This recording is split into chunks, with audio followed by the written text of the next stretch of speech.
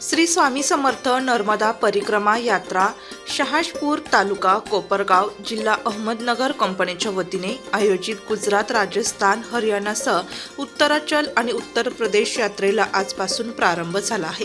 हरिद्वार येथून श्री क्षेत्र केदारनाथ, बद्रीनाथ येथे 100 प्रवाशांना 10 दिवस दर्शनासाठी निघण्याच्या अगोदर सर्व प्रवासी वाहतूक करणाऱ्या गाड्यांची तानाजी लामखडे मामा रवंदेकर यांच्या हस्ते पूजा करण्यात आली।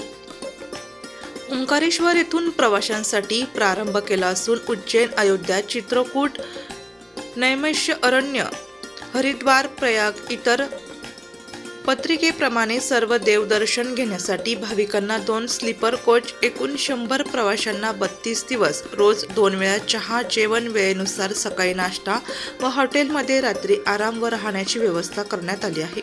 गुजरात, राजस्थान, उत्तर प्रदेश, हरियाणा, जम्मू काश्मीर, उत्तराचल, उत्तर प्रदेश, मध्य प्रदेश तसेच महाराष्ट्रातील अनेक धार्मिक स्थळांना या यात्रेत प्रवासी भेट देणार आहे।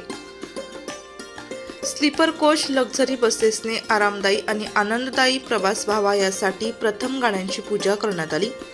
नाशिक लोकशाही न्यूजसाठी तानाजी मामा लामखडे, अहमदनगर।